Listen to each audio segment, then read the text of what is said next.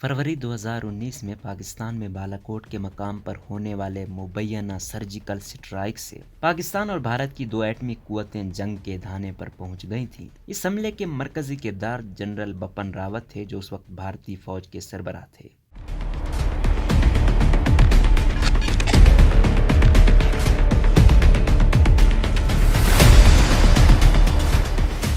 इससे कबल सितंबर 2016 में पाकिस्तान के ज़ेर इंतज़ाम कश्मीर में होने वाले एक और मुबैना सर्जिकल स्ट्राइक के वक्त वो नायब आर्मी चीफ थे। पाकिस्तान ने ऐसे किसी हमले की तरदीद की थी। यही नहीं बल्कि इससे कबल वो मणिपुर में भारतीय फौज पर होने वाले हमले के बाद म्यांमार में भारतीय फौजी के सर्जिकल स्ट्राइक के मरकजी किरदारों में से भी एक थे। दिलचस्प बात यह कि उन्हें अभी 3 हफ्ते पहले ही बतौर नायब आर्मी चीफ ओहदा संभाला था। अखबार इकोनॉमिक टाइम्स इंडिया टाइम्स ने उसी वक्त बपन रावत को मास्टर ऑफ सर्जिकल स्ट्राइक का खिताब दे दिया था। जनरल बपन रावत भारत के पहले चीफ ऑफ डिफेंस स्टाफ थे। इससे पहले वो भारतीय चीफ ऑफ आर्मी स्टाफ थे और 2019 में उन्हें रिटायरमेंट के बाद इस ओहदे पर फाइज करने का फैसला भारतीय वजीर आजम नरेंद्र मोदी ने किया था। पाकिस्तान मुखालिफ बयानिया। माजी में बपन रावत पाकिस्तान के हवाले से कई मरतबा खबरों में रहे और उन्हें इसके लिए पाकिस्तान में भी तनकीद का निशाना बनाया जाता रहा। सितंबर 2020 में उन्होंने बयान दिया था कि भारतीय फौज के पास पाकिस्तान और चीन के साथ 2 मार्जों पर लड़ने की सलाहियत है और अगर पाकिस्तान ने भारत में किसी मिस एडवेंचर की कोशिश की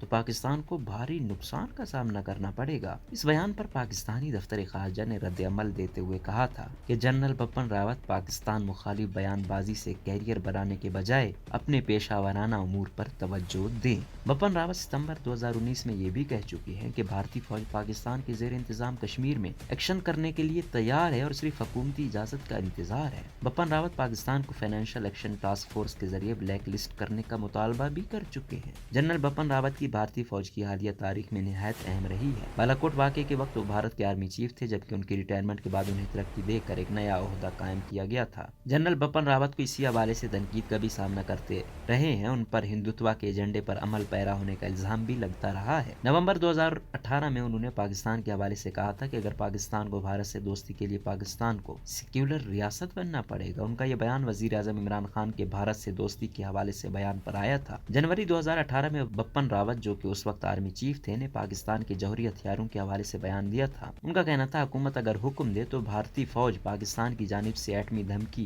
की परवाह किए बगैर सरहद पार करके किसी भी कार्रवाई के लिए तैयार है। जनरल बपन रावत हाल ही में एक और तनाज़े का शिकार हुए थे, जबकि उनके अपने ही एयर चीफ के साथ इख्तलाफात सामने आए थे। जनरल बपन रावत ने कहा था कि भारतीय फिजाइया बड़ी अफवाज को मदद फराहम करती है, जबकि इसके जवाब में भारतीय air chief marshal Rakesh Kumar ने कहा था कि फिजाइया का काम सिर्फ एआनत नहीं बल्कि फिजाई ताकत जंग का एक अहम हिस्सा है। जनरल बपन रावत ने एक माह कबल पाकिस्तान और चीन का भारत के लिए तकाबुल करते हुए कहा था कि भारत का सबसे बड़ा दुश्मन पाकिस्तान नहीं बल्कि चीन है।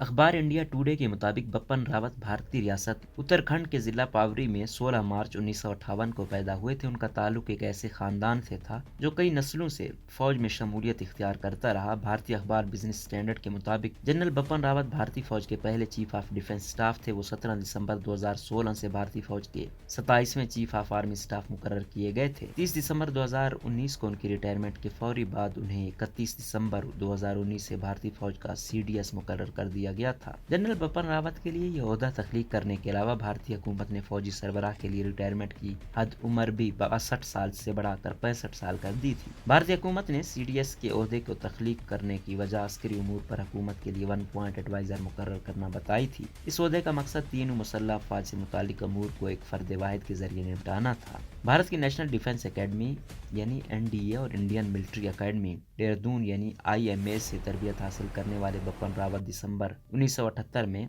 भारतीय फौज में शामिल हुए थे। उन्हें उनके वालिद की तरह ही 11 गोरखा राइफल्स में कमीशन दिया गया था। गल्फ न्यूज़ के मुताबिक IMA में अपनी तरबियत खत्म करने पर जनरल बपन रावत को शमशेर एजाज सोर्ड ऑफ ऑनर से भी नवाजा गया था। उन्होंने भारत चीन सरहद पर लाइन ऑफ एक्चुअल कंट्रोल के साथ इन्फेंट्री बटालियन की कमांड भी की थी। बपन रावत ने जम्मू और कश्मीर में भारतीय फौज की राष्ट्रीय राइफल्स यूनिट के सेक्टर कमांडर के तौर पर अस्करियत पसंदी के खिलाफ कार्रवाइयों की कमांड भी की थी, जबकि वो उड़ी सेक्टर में भी इन्फेंट्री डिवीजन की कमांड कर चुके थे। बिजनेस स्टैंडर्ड के मुताबिक जनरल बपन रावत को अस्करियत पसंदी के खिलाफ एक तजर्बाकार ऑफिसर माना जाता था और उन्होंने भारत के मुश्किल तरीन इलाकों में कमांड की थी, जिनमें शुमाली और मशरकी सरहदी इलाके शामिल हैं। भारतीय फौज में अपनी 4 दहाइयों पर मबनी मुलाजमत में बपन रावत ने brigadier commander, general officer commanding in chief southern command, general staff officer grade 2 اور کرنل ملٹری سیکرٹری اور ڈپٹی ملٹری سیکرٹری کے عہدے پر فائز رہے۔ اس کے علاوہ general Bipin Rawat democratic republic of Congo میں اقوام متحدہ کی امن قائم